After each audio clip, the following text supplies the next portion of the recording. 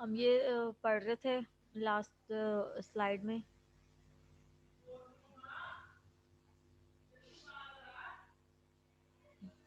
इसमें हम सब क्लास जो हमारे पास यू के स्टोडा है उसमें हम नेक रीजन का पढ़ रहे थे कि उसको बडिंग जोन भी कहते हैं।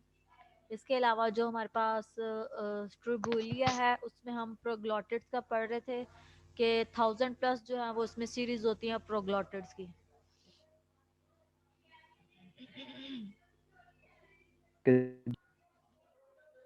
इसमें साइकिल जो था वो मैंने आपको पढ़ा दिया। इसके बाद हम पढ़ेंगे बीफ टैपवर्म। बीफ टैपवर्म का पढ़ेंगे।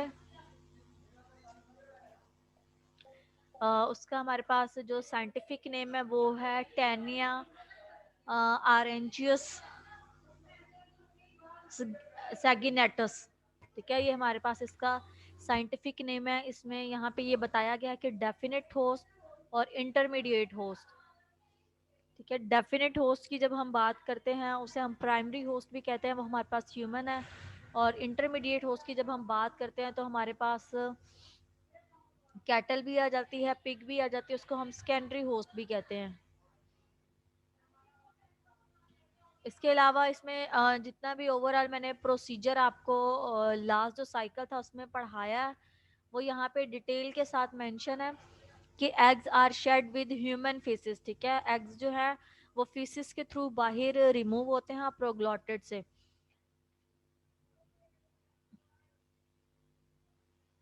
इसके बाद है इन्फेक्टेड पर्सन डेफिकेट इन अ पास्चर। ठीक है, जो इन्फेक्टेड पर्सन होता है पास्चर कहते हैं मवेशी गाय जहाँ पे ग्रीजिंग करते हैं कैटल वगैरह। और एग्स जो है वो कैटल है या पिग है वो उसको इंजस्ट करेगा। ठीक है, जैसे ही वो उन एग्स को इंजस्ट करेगा तो इस तरह से ये उनके कैटल के मसल्स में ये ट्रांसफर हो जाएंगे। Eggs hatch giving rise to oncosphere larva. ठीक है, ये हैच होने के बाद ये ऑनकोस्फेयर लार्वा बनाएंगे and that bore into the intestinal wall. ठीक है, इंटेस्टिनियल वॉल में ही वो ह्यूमंस के एंटर होंगे। इसके अलावा सर्कुलेटरी सिस्टम की बात करते हैं उसमें भी ये मूव करेंगे और वहां से ये ट्रांसपोर्ट हो के ब्लड स्ट्रीम से मसल्स तक जो है वो पहुंचेंगे। ठीक है, जो एनिमल्स की हम बात करते हैं तो उनके मसल्स तक ये पहुंच जाते हैं। Here the larva develop into the cysticercus stage. ठीक है, सिस्टिसिरस स्टेज को हम ब्लैडर द ब्लैडर वॉर्म भी कहते हैं। इसके अलावा हम ये क्या किस तरह से हो गया कि इफ अनकुक्ड बीफ, अगर हम बीफ को जो है वो प्रॉपरली कुक नहीं होता उसको हम जब फीड करते हैं उस पे जब हम उसको इंजस्ट करते हैं तो उसमें जो सिस्टिसिरस जो लार्वा स्टेज मौजूद होती है वो भी साथ में इनगल्फ हो जाती है। और इस तरह से यही जो एडल्ट जो है वो बॉडी में मुंतकिल हो जाएगा। सिम्टम्स इसमें कौन कौन सी होंगी कि एक तो ये कि जो बॉडी का वेट होगा वो कम हो जाएगा। इसके अलावा जो डाइजेशन होती है, इनडाइजेशन होती है, वो क्रोनिक होती है। ठीक है, और डायरिया जो है इसकी वजह से डायरिया भी होगा। ठीक है, जो हमने लाइफ साइकिल पढ़ा था जो पोर्क टैपवर्म का पढ़ा था, बीफ टैपवर्म है, दोनों में सेम स्टेजेस हैं। ठीक है, लार्वल स्टेजेस भी। और इसके अलावा जो स्टेप्स हैं वहां पे मैंने आपको डायग्राम में दिखाए थे कि किस तरह से स्टेप्स हैं। यहाँ पे वो सारे स्टेप्स जो हैं वो एक तरतीब के साथ लिखे हुए हैं। ये इस पे मैंने आपको स्टेप्स दिखाए थे। ठीक है, पोर्क टैपवर्म में सेम इसी तरह से यही सारे स्टेप्स जो मैंने आपको बताए थे ये यहाँ पे रिटन फॉर्म में लिखे हुए हैं। या कि किस तरह से साइकिल जो है वो प्राइमरी से सेकेंडरी तक कन्वे होता है। इसके अलावा यहाँ पे हम आप इस डायग्राम में भी देख सकते हैं ये बीफ टैपवर्म की हमारे पास लाइफ साइकिल है, उसमें सेम इसी तरह से ये लार्वा है। ठीक है, ये प्रोग्लॉटिड्स है और इसी प्रोग्लॉटिड ये हमारे पास टैपवर्म है और इसमें से एक प्रोग्लॉटिड में से जो एग्स है वो रिलीज हो रहे हैं। और इस तरह से जब यही कैटल या पिग्स इनको इंजस्ट करते हैं या ग्रेजिंग करते हैं तो इस तरह से ये उनके मसल्स में सर्कुलेटरी सिस्टम के थ्रू मसल्स में जाके वाइंड अप हो जाते हैं और वहां पे जाके इनकी ग्रो होती है। और इस तरह से वहां पे ऑन्कोसफेयर लार्वा बनेगा, और यही लार्वा जो है वो सिस्टी सीरियस लार्वल स्टेज में तब चेंज होगा जब ये प्राइमरी होस्ट, ठीक है, ह्यूमन में ये एंटर होगा। ह्यूमन में किस तरह से, जैसे कि बीफ को मैंने बताया कि अनकुक्ड जब खाई जाएगी तो इस तरह से ये उनकी बॉडी में एंटर होगा। जब आप प्रॉपरली कुक, मैम जी ये जो साइकिल है मैम, ये हम राइट करके ही बना देना, ये डायग्राम्स तो काफी कॉम्प्लेक्स हो जाती नहीं, डायग्राम नहीं, इसमें आपने जस्ट ये लिखना होगा कि प्राइमरी होस्ट है, उसके बाद है टैप वर्म की आप बेशक डायग्राम बना दें कि प्रोग्लोटेड उसमें से, बाकी इसमें आपने यही देखना होगा कि किस तरह से फीसिस होंगे और इस तरह से किस तरह से ग्रेजिंग और कैटल होगी। आपने ये जो साइकिल होता है इसका मेन मकसद ये होता है कि आपने जो असल मतलब होता है वो समझाना होता है, है। ठीक है, ओके आपने मैम। साइकिल को एज सच ड्रॉ नहीं करना। ऑन्कोस्फेयर लार्वा और सिस्टीसीरस जो स्टेज होती है, इनमें दोनों में लार्वल डिफरेंस होता है। जो ऑन्कोस्फेयर लार्वा होता है, दोनों लार्वल स्टेजेस हैं। ऑन्कोस्फेयर लार्वा में जो लार्वा होता है वो इनिशियल स्टेज पे होता है, ठीक है, वो इमेच्योर होता है और वो सेक्सुअली जो है वो डेवलप नहीं होता। लेकिन जो सिस्टीसीरस स्टेज होती है वो डेवलप स्टेज होती है, वो सेक्सुअली रिप्रोड्यूस होता है और वो एडल्ट में चेंज हो जाता है। इसमें मेन डिफरेंस ये है। क्लियर है? मैम मैम जो एक्सरे में वो दिखाया गया था गनमा, वो यही चीज है? एक्सरे में? अच्छा, आप इसकी बात ये कर जो रहे पीक लगी हुई है मैम। हैं, ये बात? Yes, yes ma'am. ये इसमें उन्होंने ये दिखाया गया है कि ये जो टैपवर्म है ये किस तरह से जो ह्यूमन की इंटेस्टाइन है उसके साथ ही अटैच है, और अटैच ही अपने जो सकर्स होते हैं और हुक्स होते हैं उनकी मदद से होता है, और उन्हीं में ही ये रह के अपनी खुराक जो है वो हासिल करेगा, ठीक है।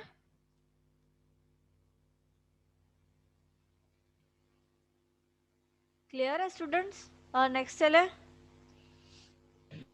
अगर यस किसी मैम। अगर आपको कुछ समझ नहीं आती तो आप पूछ लिया करें। इसके बाद हमने एडॉप्टेशंस पढ़नी थी। एडॉप्टेशन से मैंने आपको एक दो पॉइंट्स बताए भी हैं कि एडॉप्टेशन का ये मतलब है कि किस तरह से इन्होंने जो अपने पैरासिटिक लाइफ है वो किस तरह से इवॉल्व की है, ठीक है। यहाँ पे हमने सेलेंट्रेट्स का पढ़ा, स्पॉन्जिस का पढ़ा, उसमें हमने पैरासिटिक लाइफ नहीं डिस्कस की। पैरासिटिक लाइफ का ये मतलब होता है कि ये एज ए पैरासाइट, मतलब endo parasite inside the body host के रहते हैं और उनसे अपने फूड जो है वो गेन करते हैं। जब उनसे फूड गेन करते हैं तो जाहिर है अगर एक बॉडी में एक रोटी की रिक्वायरमेंट होती है, अगर वो एक ह्यूमन खाएगा और उसमें से भी जब हाफ पैरासाइट खा जाएगा या फुल उसको डाइजेस्ट कर जाएगा तो इस तरह से उसका जो बॉडी का वेट होता है वो लॉस हो जाएगा, ठीक है। इसमें एडजस्टमेंट हम पढ़ रहे हैं कि पैरासिटिक लाइफ की, कि वो कैसे उन्होंने अपने आप को अडॉप्ट किया। सबसे पहले तो इंटेगोमेंट की बात करते हैं। इंटेगोमेंट या टेगोमेंट कहते हैं आउटर शेल को। इनका जो आउटर शेल होता है ये अपने आप को प्रोटेक्ट करते हैं डाइजेशन से।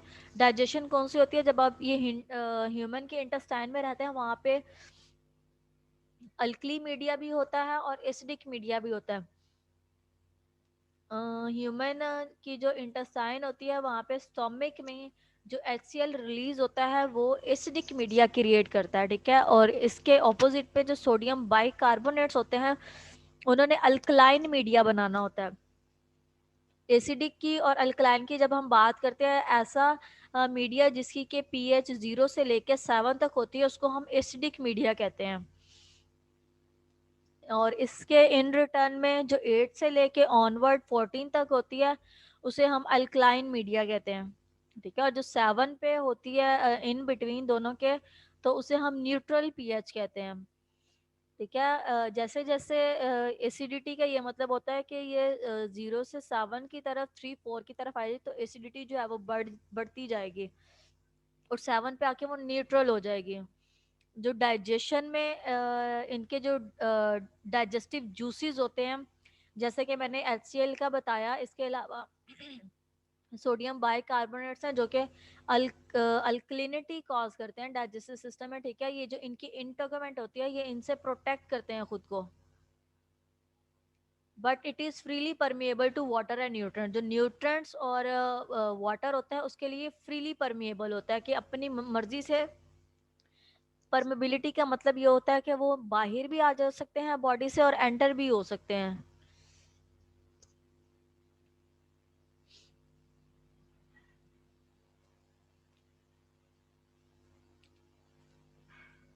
जी, इनकी लेंथ इतनी ज़्यादा नहीं होती, लेंथ काफ़ी होती है, लेकिन जो अगर हम ह्यूमन आँख की बात करें तो उसमें हमें ये कम ही दिखाई देते हैं। इसके बाद हम देखते हैं कि न्यूट्रिएंट्स में हमारे पास है अमाइनो एसिड्स हैं और सिंपल शुगर्स हैं। अमाइनो एसिड की जब हम बात करते हैं ये बनते हैं प्रोटीन्स को जब ब्रेक डाउन किया जाता है तो अमाइनो एसिड्स बनते हैं, ठीक है। और इसके इन रिटर्न में जो शुगर्स होती हैं, कार्बोहाइड्रेट्स को जब ओलिगोसैकेराइड की, पॉलीसैकेराइड की, डाइसैकेराइड की बात करते हैं तो उनको ब्रेक डाउन करके शुगर्स बनाई जाती हैं, ठीक है। और यही शुगर्स जो हैं ये इनकी कॉम्प्लेक्स मॉलिक्यूल्स, हम कार्बोहाइड्रेट को कह रहे हैं और प्रोटीन्स को कह रहे हैं, उनकी ब्रेकडाउन से ये हमें सिंपलर ऑर्गेनिजम्स जो है, सिंपलर फूड हमें हासिल होती है, ठीक है। एडल्ट्स की हम बात करते हैं कि resistance to the alkaline pancreatic juice. Resistance का ये मतलब होता है कि इनमें एबिलिटी होती है कि उसके खिलाफ रिपेल कर सकते हैं, ठीक है। अल्कलाइन पैंक्रियाटिक जूस जो एडल्ट बॉडी में रहते हैं ह्यूमंस के, ये उनसे अपनी बॉडी को अल्कलाइन पैंक्रियाटिक जूस से प्रोटेक्ट करते हैं, ठीक है, रेजिस्टेंट करते हैं। जी, 8 to ऑनवर्ड जो है वो अल्कलाइन की होती है, ठीक है, 7 पे न्यूट्रल होती है। इसके बाद हम बात करते हैं कि इंटरनल ऑस्मोटिक प्रेशर की।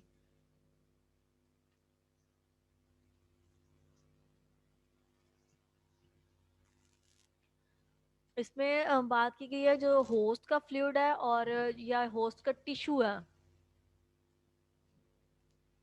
तो जो इनमें हम पैरासाइट्स की बात करते हैं, एंडोपैरासाइट्स की, इनका जो ऑस्मोटिक प्रेशर होता है, जो बॉडी के अंदर का प्रेशर होता है वो कम होता है एज कम्पेयर टू होस्ट का जो फ्लूइड होता है, जिसको हम पैंक्रियाटिक जूसेस कहते हैं, या टिश्यूज जो मौजूद होते हैं उनसे, ठीक है। इनकी जो पीएच का टॉलरेंस जहां तक ये बर्दाश्त कर सकते हैं वो हाई होती है, और कितने से कितने तक होती है, 4 से लेके 11 तक, ठीक है। अगर 13 होगी तो ये डेड हो जाएंगे। अगर जो इंटेस्टाइन है उसकी अल्कलिनिटी इंक्रीज करती है तो ये उसको रेजिस्ट नहीं कर सकते।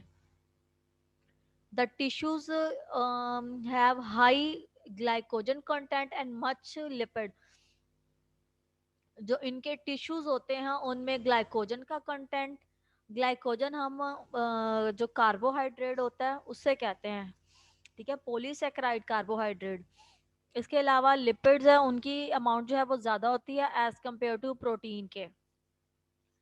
हम यहाँ पे ये देख रहे हैं कि फैटी एसिड्स हमें किस तरह से डिराइव हम करते हैं। एनएरोबिक कहते हैं कि ऑक्सीजन की गैर मौजूदगी में ब्रेक डाउन करना, ठीक है। मेटाबॉलिज्म ऑफ ग्लाइकोजन, जब हम ग्लाइकोजन की मेटाबॉलिज्म करते हैं, उनको ब्रेक डाउन करते हैं ऑक्सीजन की गैर मौजूदगी में, तो हमें फैटी एसिड्स मिलते हैं, ठीक है। और इनके रिटर्न में जो carbohydrates in the host diet, जो किसे कह रहे हैं, हम ह्यूमन की बात कर रहे हैं। जो ह्यूमन की डाइट में कार्बोहाइड्रेट्स होते हैं उनका क्या काम होता है कि इनकी ग्रोथ को रिड्यूस करना, कम करना, ठीक है, ग्रोथ को इंड्यूस करते हैं। इसके अलावा उनकी लॉन्गविटी और प्रोडक्शन जो है वो इसको इंक्रीज करते हैं। इसके बाद हम ऑक्सीजन की बात कर रहे हैं कि ऐसी रेस्पिरेशन जो कि ऑक्सीजन की मौजूदगी में होती है उसे हम एरोबिक रेस्पिरेशन कहेंगे, ठीक है। Oxygen is use in respiration if available, अगर अवेलेबल होगी तो वो रेस्पिरेशन में ऑक्सीजन यूज हो जाएगी और इसे हम एरोबिक रेस्पिरेशन कहेंगे। लेकिन इसमें हम ये बात कर रहे हैं कि एन एरोबिक जो रेस्पिरेशन होती है वो ज़्यादा डोमिनेट करती है एज कम्पेयर टू एरोबिक के, ठीक है। इनको ऑक्सीजन की ज़्यादा रिक्वायरमेंट नहीं होती। मैम एनाएरोबिक रेस्पिरेशन में ऑक्सीजन की गैर मौजूदगी होती है, ऑक्सीजन मौजूद नहीं होती ना? जी, एन एरोबिक में ऐसी रेस्पिरेशन जो कि ऑक्सीजन की गैर मौजूदगी में हो उसे एनारोबिक कहेंगे, और जिसमें ऑक्सीजन मौजूद होगी उसे एरोबिक रेस्पिरेशन कहेंगे। जी, reaction in absence of oxygen. Longevity का ये मतलब होता है कि लेंथ वाइज इंक्रीज करना। एनारोबिक मेटाबॉलिज्म का ये मतलब होता है कि तोड़ फोड़ करना, ठीक है, ब्रेक डाउन करना। और एनारोबिक का ये मतलब है कि in the absence of oxygen, in the absence of oxygen जो ग्लाइकोजन की ब्रेक डाउन होती है उसे एनारोबिक ब्रेक डाउन कहेंगे। बस लास्ट स्लाइड रह गई है तो इंशाल्लाह ये हमारा टॉपिक कंप्लीट हो जाएगा। इसमें एग्स की बात की गई है कि eggs are eaten by the intermediate host, ठीक है। जो एग्स हैं वो प्राइमरी होस्ट नहीं खाएंगे, ना ही उसको डेफिनेट होस्ट खाएंगे, उनको इंटरमीडिएट होस्ट खाएंगे। और इंटरमीडिएट होस्ट हम किन की बात कर रहे हैं? सेकेंडरी होस्ट की। सेकेंडरी होस्ट हम कह रहे हैं पिग्स को या कैटल्स को, ठीक है। मस्ट एक्सपीरियंस बोथ एसिडिक और अल्कली, ठीक है, उनमें अल्कली और एसिडिक दोनों मीडियम होंगे। और इसके बाद ये रिलीज कहाँ पे कर दिए जाएंगे? ह्यूमन के इंटेस्टाइन में। जो इनका हाफ साइकिल है वो इंटरमीडिएट होस्ट में होगा और हाफ जो है वो प्राइमरी होस्ट में होगा। मैम जी मैम अगर ये जो लार्वा होता है वो अगर पिग में या गाय में आने से पहले इंसान में आ जाता है तो क्या ये ग्रो कर सकता है? इंसान में सबसे पहले कैसे आएगा? इंसान में तो तभी आएगा ना जब वो फूड को डाइजेस्ट करेगा। इंसान में इस सूरत में आ सकता है कि अगर वो मीट को खाते हैं तब, या मिल्क को पीते हैं तब, ठीक है। और इस तरह से हमें जो मिल्क है या हमें मीट है वो हमें कहाँ से हासिल होता है? जानवर का ही हम खाते हैं ना। जैसे हम कैटल की बात करते बिल्कुल हैं मैम। या हम गॉट की बात करते हैं, इस तरह से हैन जो है वो हमारे पास चिकन में एग्जांपल आ जाती है। तो वो डायरेक्ट जो है वो ह्यूमन में ट्रांसफर नहीं हो सकता। इसीलिए हम यहाँ पे जो कैटल को और पिग को as a secondary host use कर रहे हैं। Ma'am okay intermediate okay host ma'am. आपने टेम्परेरी बताया था ना? सेकेंडरी, टेम्परेरी भी कह सकते हैं, सेकेंडरी भी कह सकते हैं, जिसमें वो कुछ टाइम के लिए अपना जो लाइफ साइकिल है गुजारता है, ठीक है। Okay ma'am. इसके बाद हमारे पास है कि ये हमारे पास लास्ट स्लाइड है। सेंस ऑर्गन्स का बताया गया कि इसमें या तो रिड्यूस होंगे, कम होंगे, या होंगे ही नहीं, ठीक है। इनमें सेंसिटिविटी इतनी नहीं होती। और इसके अलावा जो मैकेनिज्म मैंने आपको पहले ही बताया है कि इनमें हुक्स होते हैं और सकर्स होते हैं, जिनकी मदद से ये होस्ट के टिश्यूज के साथ, फॉर एग्जांपल ह्यूमन की इंटेस्टाइन होते हैं उसके साथ ये अटैच करके वहीं पे अपनी लाइफ गुजारते हैं। वहीं पे ये ग्रो करेंगे, सेक्सुअली मिच्योर होंगे और इसी तरह फेसिस से बाहर रिमूव होके एनवायरनमेंट में साइकिल दोबारा से स्टार्ट हो जाएगा। इसके बाद हम पढ़ते हैं कि there is increased egg production coupled with the larval stage to facilitate the survival and infection of new host। इस तरह से मैंने आपको बताया कि सेम जब एग की प्रोडक्शन इंक्रीज कर जाएगी, ठीक है, वो ऑफिस के थ्रू बाहर रिमूव होंगे और इस तरह से उनका क्या काम होगा कि नेक्स्ट जो होस्ट है उसको इन्फेक्ट करना। अहमद रजा, ड्राइंग मत करें सालिया, आप लोग ड्राइंग क्यों करते हैं? इतनी क्लासेस हो गई, आपको ये सब चीजें अब सीख जानी चाहिए। इसमें इसके अलावा अगर किसी का कोई क्वेश्चन है तो आप स्टूडेंट्स पूछ सकते हैं। ये लास्ट स्लाइड थी, यहाँ पे ख़त्म होगी। आपने पैरासाइट्स के अडॉप्टेशन, इसके अलावा जो साइकिल्स हैं वो, इसके अलावा जो लार्वल स्टेजेस हैं वो याद रखने हैं आपको। सेकेंडरी होस्ट का और प्राइमरी का, डेफिनेट और इंटरमीडिएट का डिफरेंस पता होना चाहिए। आपको जो क्लास में पढ़ाया जाता है आपसे वही पूछा जाएगा पेपर में भी। मैम डेफिनेट होस्ट क्या होता है ma'am? Definite host definite host को हम प्राइमरी होस्ट कहते हैं, ऐसा होस्ट जिसमें वो अपनी लाइफ जो है स्पेंड करेगा वहां पे, सेक्सुअली मिच्योर होगा, एडल्ट बन जाएगा, उसे हम कहेंगे प्राइमरी होस्ट,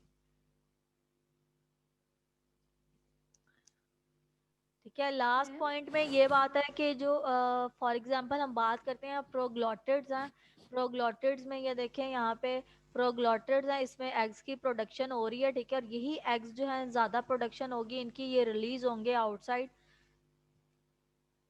ये यहाँ पे सरवाइव नहीं कर सकेंगे इस तरह से। जैसे ही इनको कैटल या पिग खाएंगे तो इस तरह से ये न्यू होस्ट के जो बॉडी है उसमें शिफ्ट हो जाएंगे और इस तरह से न्यू साइकिल स्टार्ट हो जाएगा।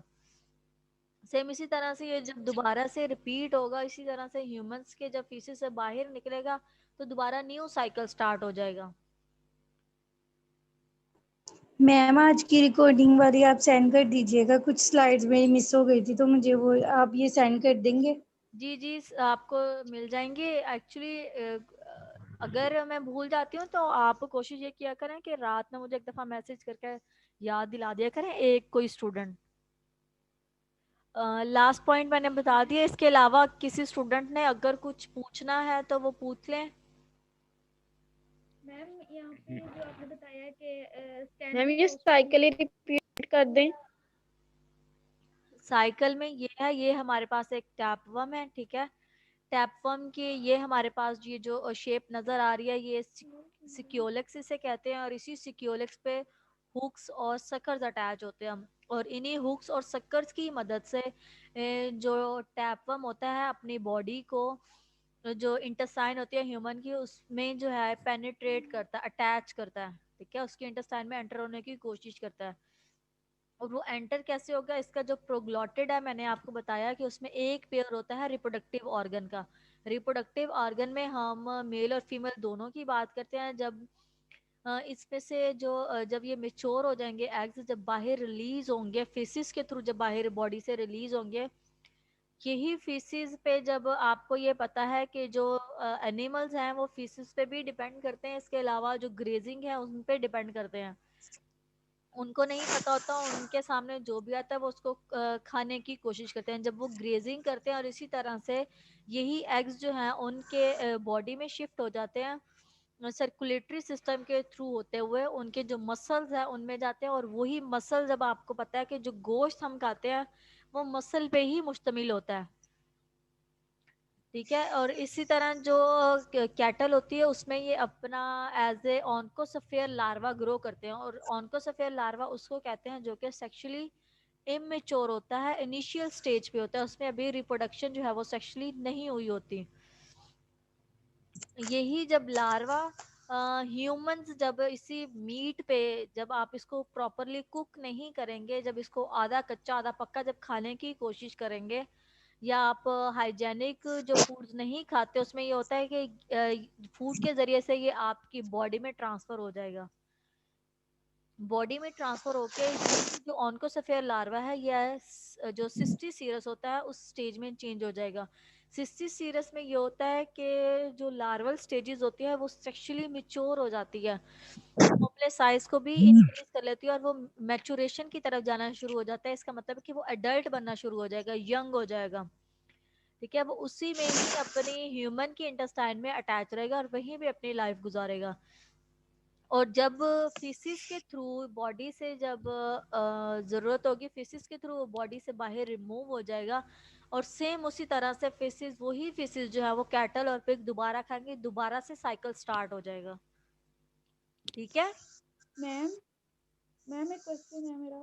जी मैम ये जब यस सेकेंडरी मैम। होस्ट यानी कैटल वगैरह में होंगे तो उनके मसल में जब ये रहते हैं तो उस वक्त ये इमेच्योर लार्वा की फॉर्म में होते हैं, तो मैम इनको उस वक्त वहाँ पे भी थोड़ा बहुत ग्रोथ तो कर रहे होते होंगे ना, कि डेवलप हो रहे होते हैं, तो मैम वहाँ पे इनको एनर्जी यानी कहाँ से आती है इनके पास मसल्स के अंदर रह के, मतलब ह्यूमन ये भी तो इंटेस्टाइन से फूड पे डिपेंड करते हैं ना। ये उन मसल्स में जहाँ पे रहते हैं ना, कोई भी जो ऑर्गेनिज्म या पैरासाइट है जो कि एक एनिमल है बेशक या ह्यूमन है, उनकी बॉडी में रहता है, तो जो एनिमल फूड खुद खाते हैं ना, ये उनकी फूड को ही डाइजेस्ट करते हैं। तो मैम मसल जब ये मसल में होता है तब वहाँ पे कैसे फूड को वहाँ पे मसल से कैसे जब पहुँचती है कैटल इनके को पास। हम ज्यादा फूड देते हैं तो वो ज्यादा खाएगी, तो वो ज्यादा मोटी होगी, ज्यादा गोश्त देगी। जब उसको नहीं देंगे तो वो वीक होगी, ठीक है। जी जी मैम। टेगोमेंट्स का प्लांट में फंक्शन नहीं है, एनिमल्स में फंक्शन है। टेगोमेंट का ये काम होता है जैसे कि शेल, आउटर कवरिंग जो होती है, आउटर कवरिंग का ये मतलब होता है कि बॉडी को प्रोटेक्ट करना। जैसे हम ह्यूमंस में स्किन की बात करते हैं, ये जो स्किन होती है ह्यूमंस में, ये हमें जो इंजरी होती है उससे बचाती है। अक्सर आपने देखा होगा जब एक्सीडेंट ज्यादा आपको चोट लगती है तो जो आपकी स्किन होती है वो रप्चर हो जाती है, फट जाती है, ठीक है, वो प्रोटेक्ट नहीं कर पाती, वो स्किन जो है वो डैमेज हो जाती है। प्लांट्स में और एनिमल्स में मैंने पैरेनकाइमा टिश्यूज की बात की थी, प्लांट्स में जो टेगुमेंट्स होती हैं वो नहीं होती,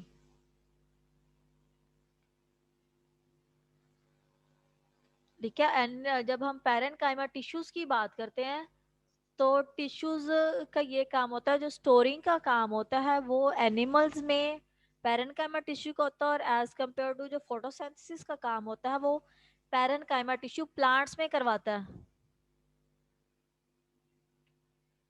जो स्टोर फॉर्मेशन होती है वो जोलॉजी के हवाले से पैरेनकाइमा टिश्यू एनिमल्स में करवाता है, ठीक है। नौरीन फातिमा, सेकेंडरी होस्ट को आप टेम्परेरी होस्ट भी कह सकते हैं, जिसमें कि वो अपनी जिंदगी सिर्फ कुछ टाइम के लिए गुजारता है। जिन स्टूडेंट का फर्स्ट लेक्चर पूरा रह गया है या थोड़ा रह गया है, आपको रिकॉर्डेड फॉर्म में शेयर कर दिया जाएगा, ठीक है। ये मैं इस चैनल पे जब अपलोड करूंगी उसका लिंक आपको शेयर कर दूंगी। चैनल पे अपलोड करने का ये मकसद होता है, कभी आपसे लिंक जो है चैट की वजह से या वैसे कभी डिलीट हो जाता है, चैट आपके पास नहीं पड़ी रहती, जो आपके पास चैनल होगा अगर आपको नेम पता होगा तो वहां पे जाके आप अपनी जो टॉपिक होता है वो सारा वहां पे देख सकते हैं। आपने उसमें देखा होगा यहाँ पे जस्ट एक कंपैरेटिव एनिमल एनाटॉमी और दूसरा एनिमल डाइवर्सिटी 1, ये आप लोगों के लिए ही स्पेशल बनाया है। इसमें मेरा अपना कोई काम नहीं है, मैंने सिर्फ आप लोगों की आसानी के लिए, काफ़ी स्टूडेंट जो विलेज एरिया से हैं उनको कभी नेट की फैसिलिटी नहीं होती या बार बार कनेक्ट करना पड़ता है, तो ये उनके लिए है, ताकि अपलोड करके वो वहाँ से आसानी से देख सके। आपको जब आपके पेपर्स होंगे तो आपको इसमें बहुत आसानी होगी। आप सब स्टूडेंट्स ने जो अपनी अटेंडेंस है जो आपका व्हाट्सएप का ग्रुप है उसमें मार्क करनी है, ठीक है, एजी सीरियल नंबर के साथ। अपने नेम ना लिखा करें, जिनके पास एजी अलॉट है वो एजी के साथ ही लगाएं। अभी एजी किसी को अलॉट नहीं किया university. Sorry, serial number, sorry बच्चे, सीरियल नंबर। मैम फिर फादर नेम और अपना नेम ना लिखा करें। जिनके सीरियल्स हैं वो सीरियल नंबर के साथ लगाएं, और जिनके सीरियल नंबर नहीं है वो फादर और अपना नेम लिखे। अभी कुछ स्टूडेंट्स हैं, आई थिंक 20-30 हैं जिनके सीरियल नंबर नहीं है, उनकी मैं आज ही ऐड करके उनको सीरियल नंबर भी दे दिए जाएंगे। और ये जो ओके आपका मैम। प्लेटी हेलमनथीस का जो आपका फाइलम है ये आज आपका कंप्लीट हो गया है। नेक्स्ट इंशाल्लाह जो हम लोगों का नेक्स्ट फाइलम होगा हम वो पढ़ेंगे, और उसमें जो आपका कोर्स कंटेंट होगा उसके हिसाब से इसमें जो आपके और भी डिटेल्स हैं और एग्जांपल्स भी हैं, लेकिन आपने जस्ट वही करनी है जो आपको लेक्चर में करवाई गई हैं। ये जो आपको लेक्चर में करवाई गई हैं ये आपके जो कोर्स कंटेंट है उसके हिसाब से हैं, और उसमें एक एक टॉपिक कवर किया गया है। क्लियर है? इसके अलावा अगर किसी स्टूडेंट को किसी बात की समझ नहीं आई तो वो पूछ सकते हैं।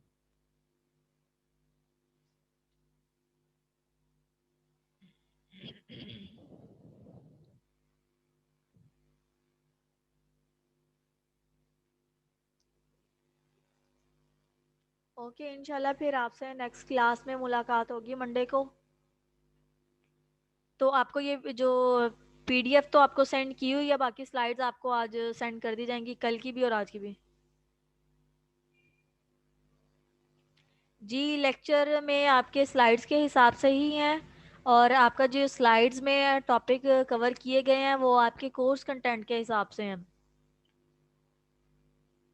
ठीक है, कोर्स कंटेंट भी सेंड कर दिया जाएगा।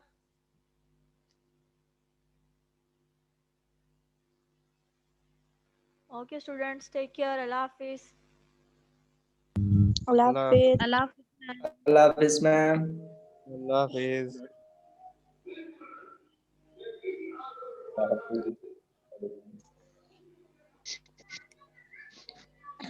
बदले में मैं तेरे छूटा।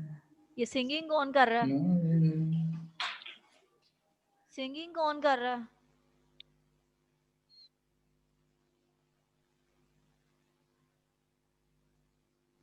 आई थिंक मैंने कुछ पूछा है, सिंगिंग कौन कर रहा है यहाँ पे? किस स्टूडेंट ने सिंगिंग की है अभी? आप यूनिवर्सिटी लेवल पे आ गए, थोड़ा इस चीज को देखा करें।